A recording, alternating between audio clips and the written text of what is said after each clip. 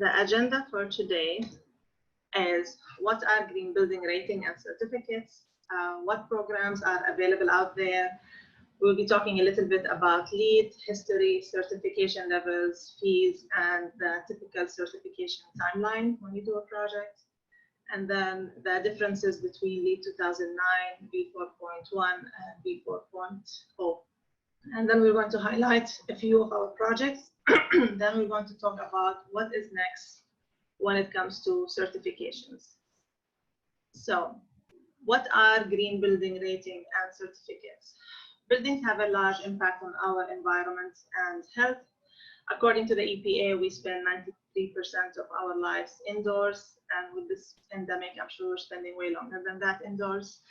Buildings use energy, water, and raw material. They generate waste and potentially emit toxins into the environment. Through different standards and certifications that outline integrated design processes and sustainability, we can mitigate or reduce this harmful impact, and we allow buildings to create. We can allow to create buildings that are environmentally responsible and are resource efficient through their life cycle. So it does include an integrated process where all team members are involved. This integrated process starts with the design. It continues through constructions,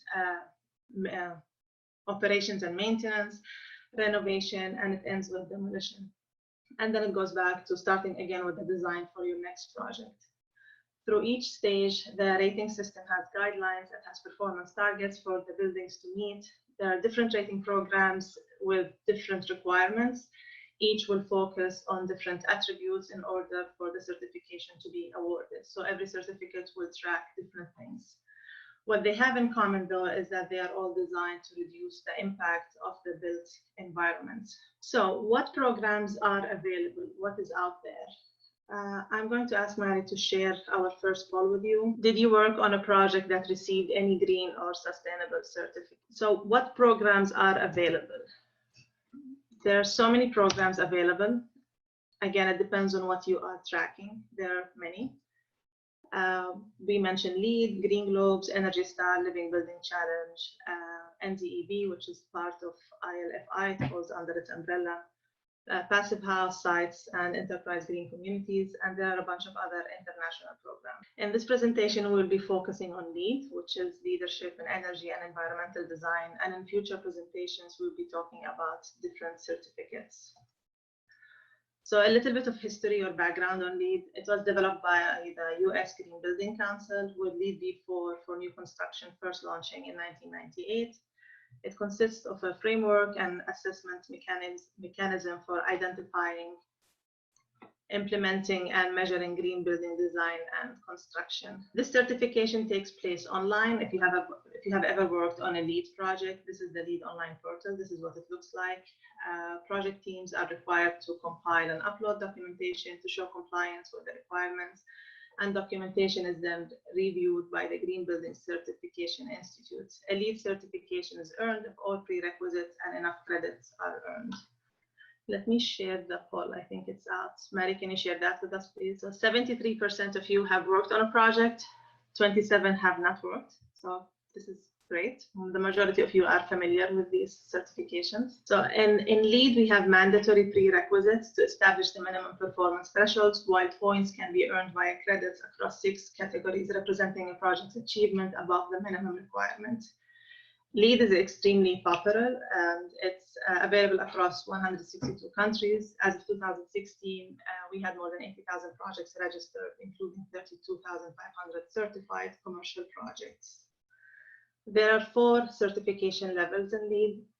Out of 110 points, to get a project to be certified, you need a minimum of 40 points, 50 points for silver, 60 for gold, and 80 for platinum. There are so many building types that can be certified under the LEED program, and it addresses different buildings. So it can be a new construction, it can be an existing building, commercial interiors.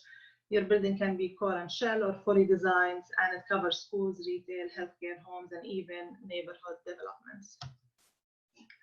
So what does a certification timeline typically looks like? We typically start with our clients with a preliminary checklist just to see what they're looking for. Then we work to develop the scorecard, and we will have then a kickoff meeting. And in this kickoff meeting, it's typically where we assign roles for every team member, which credits they will be working on. And then there is a long phase where we're gathering the data, collecting all the data that's required to fill the lead forms online. After that, we have a choice to submit. There is a split review or a combined review. And the way the lead credits are separated is you have some design credits and then you have some construction credits. And it really depends on the type of the project. There are pros and cons for having a split review or a combined review. After you submit, you have 30 days for the reviewer, and then we typically hear back 30 days after we submit the review, and we get the first round of review comments. I don't think I have ever been in a project where we never had review comments from the reviewer. They will ask for extra clarification, or they will ask for extra documentation, or sometimes they'll have a question about something specific that you submitted. Then we will have time to address the comments, and then we will resubmit for review again. This will kick off another 30-day waiting time for the review. When that's over, we will either be awarded the certification or that we will have a second round of review comments. Once we address these comments, we will resubmit again for review, and then the certification will be awarded. So I'm going to have my colleague Carl talk about the ideal certification process according to the U.S. Green Building Council. Thank you, Samaya. So with the ideal certification process with the USGBC, you generally would start with the discovery phase. This is when you're beginning, like pre-design phase of the project. You're getting information together, locating potential sites, and kind of nailing down what type of project you really want to go with. And then following that, you would select your rating system. And this would be whichever best fit. So if you're having something that's mostly built out in a core and shell, you would go with the commercial interiors rating system. Or if you're having a ground up construction major renovation, you might be more inclined to go with the new construction rating system. There are also several subsections, sub-rating systems inside of those. So for example, new construction could be a warehouse, or commercial interiors could have a retail setting. Your minimum program requirements, you have to meet these to even be eligible as a lead project. Some of those might include you have to use a realistic lead boundary, so you can't have a lead boundary end and then start elsewhere on the project site. Generally, you want to follow your property lines or a reasonable boundary, and you have to have a whole building. But what you would want to achieve in your project, the ownership or the developer might have something, say they really want to have a really high energy savings percentage, or they want to use a lot of very sustainable material selections. This is where you would begin to decide on how you want to approach your project, and then that would then waterfall into your project scope. So once those two are done, you kind of want to get your lead scorecard, and then you want to try and see how many points you're really going to achieve, or if you can get close to your goal, or maybe you could get to higher than you expected. Because those first steps all come into the next two, the continued discovery and the iterative process. So you're constantly wanting to go back and tweak what you have in the past. Can you do more research? Can you find more ways that you can improve on how your project's currently going? And if you can earn more points, or if maybe some points aren't achievable anymore and you need to come back together and redecide. Your roles and responsibilities, you're going to have one person that's primarily running the lead, so you don't have too many people all kind of going off with their own idea of what they want to do. But then that one primary role will change throughout. It could change throughout design and construction, but you want to keep everyone involved. And then as always, you always want to have very consistent documentation. You want all your areas to match, otherwise you'll get comments in the end. And then your assurance review and submission, as Maya stated previously, this is your 30-day review period for both reviews. With the onset of V4, there have been some changes. I'm sure everyone who has participated in a lead project is very familiar with version 3, 2009, and the credit categories here with sustainable sites, water efficiency, energy and atmosphere, materials and resources, indoor environmental quality, regional priority, and innovation and design. However, with V4, they have changed, and sustainable sites has been cut in two, and some credits have been added under the location and transportation credit, which we can talk about when we get to the next slide, which is our checklist. So here is a typical checklist for a V4 BD&C new construction and major renovation project. There has also been a new credit added on the top, the integrative process, and that is pulling directly from the ideal lead certification process. And then below, you'll see the location and transportation credit section, which has added credits such as high priority site, which previously was only a ID credit. And they've really tried to separate everything that has to do with where the building is located and transportation as separate from the site, so you can earn points under both now instead of just under one. An alternative they also have added is the neighborhood development location, whereas if you're locating a project in a lead for neighborhood rated neighborhood, you get all the points in that section. But then some other things they've added to, they've added a cooling tower water use credit under water efficiency, as well as some other updates to some of the material and resources credits, and then we can get to those in a little bit. The cost. LEED has a flat rate for all registration fees, so fee of $1,200 for a silver, gold, or platinum member, and $15 for an organizational or non-member group. And as mentioned before, there's two different types of reviews you can pursue. We're going to talk about the combined first. This is you're paying. You only get two rounds of review, and this is everything submitted at the end of the project. Whether you have design or construction credits, everything waits till the project has reached substantial completion, or they're at the point, or at least 60% of the building has been completed for the project to be submitted. So there's different tiers. All the areas will start under 250,000 and then progressively reach above 750,000 square feet. And the rates will usually you're seeing about 5.5 cents per square foot you'd be paying per review fee for the split or combined. And then split as separate and the combined, you'd be waiting until design credits you'd submit probably around the middle of construction, when a lot of you're pretty much set on what you're going to be having through design credits.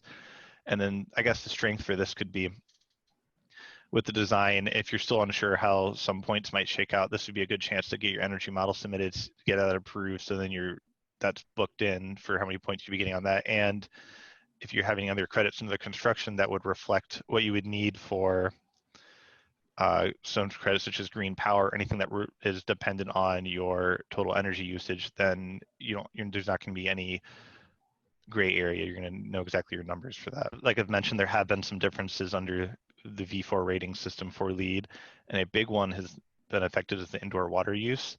The prerequisite now includes requirements for appliances and process use, whereas before it was mentioned maybe use something, it was more of a suggestion to use high efficiency appliances, but now you need to have Energy Star rated appliances, and they've added requirements for building systems such as cooling towers and evaporative condensers. And V3, the water sense label, was a very strong suggestion, but now they're requiring that any fixture that can be a water sense labeled has that label. They've not eliminated, but they've added another pathway for the prereq. If you feel maybe your project won't be served best by a usage-based calculation of water, you can do a prescriptive calculation. That's right, a prescriptive compliance path, where this is simply just showing that your fixtures selected have been reduced minimum 20% from the LEED prescribed baseline. And then this will get you automatic prerequisite compliance. However, you are no longer able to pursue points under the credit. They have, LEED has also eliminated the duration-based savings based on meter faucets, because they have determined that there's no quantitative way to really determine that those faucets are either being operated for the 12 seconds, less or more. So you just are only able to achieve the fixture flow rate as the usage. And you are no longer allowed to use non-potable water as part of water supplements due to health codes. The materials and resources credit section has also been revamped greatly. They have AX credits, created new credits, and lumped credits into themselves. So the big one is the addition of credits involving the environmental product declarations or other corporate sustainability reports. And they have required a minimum of 20 different installed products for 5 manufacturers to achieve these credits. The recycled content regional materials credit has also been combined into one credit, and they've added more requirements, and there have been extra sustainable thresholds they would like these materials to meet. Green power and carbon offset. In V3 2009, this could be viewed by a lot of project teams, or could have been viewed as low-hanging fruit to buy 2 points back if you needed the 2 points, or if you wanted to show that your commitment to a green building. This was previously based off a percentage of your total building's electrical usage on a yearly basis. And it was only 30% and 75% for 1 and 2 points and a 2-year contract. Seems easy enough, but under V4 now, you are total building energy, both annual electric and non-electric energy. And it can only be in increments of 50% or 100%, and any non-electric energy must be converted to CO2 emissions for offsetting. And the contract is now a 5-year minimum, which could create the potential for a project to incur some heavy costs if their project team were to pursue it. And some project teams may think, oh, well, with green power, I don't have this supplied coming up, or there's not an extra, I'm not actually buying the green power supplied. Not necessarily, you're not physically buying green power that's going to be supplied to your building. In some cases, your power supplier may have that option to have a green power supplied to your building, but oftentimes what you are doing is you are taking that percentage of your building energy usage and you are buying a chunk of that percentage as an investment into a green renewable energy, if it's local or regional, or you're procuring that in the form of a renewable energy contract or a REC. And that is a tradable commodity of green power that you can use to offset fossil fuel usage. So was this a moment for attendees to? So we would like to hear from you guys if there are any other credits that became really difficult for you under V4 compared to your projects previously under 2009. Feel free to send a message on that through the chat box, and we can address them when we are done with the presentation. Or if there are questions now, we can answer them now. So highlighted projects. We would like to highlight a couple of our projects, or a few of our projects that have been awarded or they're anticipating LEED certification. So the first project is 1330 West Fulton. Here at Cyclone Energy Group, we provided LEED energy modeling, fundamental and enhanced commissioning. This project is located in Chicago. The developer was Sterling Bay. Certification awarded was LEED Core and Shell 2009 gold level. And then 1K Fulton, services provided were LEED energy modeling, fundamental and enhanced commissioning, measurement, and verification. This project was awarded LEED for existing buildings 2009 platinum level and well building core and shell. Now I'll have Carl talk about these two projects since he worked on them. So Lina Brava and Cruz Blanca was a restaurant owned by the Frontera Hospitality Group that was an old meatpacking warehouse that has been completely renovated to become a 2-story restaurant with one half is a kind of like a street food taco stand side, and the other half's a more formal sit down. It is about 11,500 square feet, and it has achieved the silver rating from the LEED 2009 NC rating system. So I'm sure many of you driving downtown have seen this popping up over the skyline along Grant Park. This is the NEMA Chicago project developed by Crescent Heights. It is a massive 76-story, 1,035,093 square foot tower developed by Vignoli Architects, and it's currently anticipating a LEED silver rating under the 2009 rating system. Thank you, Carl. So what is next? We have noticed a trend through the projects that we're getting that earlier we said, LEED is very popular and it's all over the world in like 162 countries. And there's so many projects that are certified under LEED, but what is next? We have noticed that LEED is fading in popularity and our clients are asking for different certificates. Different certificates might be more appropriate for different building types. So I'm going to have Carl talk about different application and the cost associated with that in our next slide. On the left, there are several popular rating systems or certification paths, and the middle is application where you might most likely see them, as well as the costs on the right. So just before we start, all the rates shown are based off a 250,000 square foot new construction building, just to put the context. And so under LEED is the most popular, as we have said previously, and it's the majority of building types can achieve LEED certification, as they have a very wide umbrella of subsystems for different project types, and generally including the registration fee for both. You're paying about 6 cents a square foot for the combined and about 6.5 cents for the split. Green Globes has become more and more popular. It is very multifamily friendly, but it also has modules that can be used for other new construction projects, core and shell, existing buildings, sustainable interiors, which is their comparison to the LEED commercial interiors system, and as well as healthcare projects. And on average, we have seen projects pay about 7.3 cents per square foot for this rating system. Well rating is very popular among office buildings. It is also the most expensive at 60 cents a square foot. And then Fitwell is very popular within office buildings and a lot of residential projects developed by the Department of Human Services, CDC, and Center for the Built Environment. And it's the cheapest at 3 cents a square foot. This is also including registration fees and any certification fees based on a project of 250,000 square feet. And then the ILFI, which stands for the International Living Future Institute. This is for a lot of high achievers. It is a very, very stringent, very aggressive rating system for projects. And it is home to the zero energy, zero carbon, or pedal certifications. And generally for this system, you'll be paying about 8.7 cents a square foot. However, the asterisk is there because this is based off the other project types for the single pedal challenges, and it does not include zero energy, zero carbon, or other certification pathways, because there's a lot of complex ways they have it set up, and you really have to know what exactly your building wants to pursue to get the best pricing for this rating system. Thank you, Carl. So basically, when a client asks us what is next, my answer would usually be, it depends. It depends what are you looking for, what type of building is it, and why are you pursuing the certification. Sometimes it's a requirement that they have a green certification. Sometimes they have other reasons. So we really need to have a discussion before we move with our selection for which certificate is appropriate for the type of the building that you are pursuing.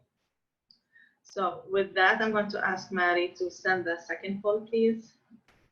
And I would like to ask you, what would you like to know next? What would you like us to share with you? So which certificate would you like to know more about next? Green Globes, Well, Fitwell, or ILFI? So you would like us to present next on Green Globes. We have 46%, and 31% wanted Well, 15% Fitwell, and 8% for the Living Building Challenge. Okay, with that, I am going to conclude the presentation and open it up for questions. So thank you everyone for your time. We really appreciate it. And if you have any questions, feel free to send me or my colleague Carl an email. Our numbers are on the screen as well. So feel free to send us a message if you are unable to think of a question at the moment. Is there any document you have created comparing different rating systems? Oh, okay. So we have not had a project that went through all different certifications, and we have not created like a hypothetical project where we compare it through different certifications. Because remember, every certification is appropriate for a different type of building. So if it's like a residential building, it can go under LEED, or it can go under Green Globes, but Well and Fitwell will not be appropriate certifications for it. So it really depends on the type of the project you're looking for. Samaya? Yes, Benny? We actually have had a project go through 4 simultaneous certifications.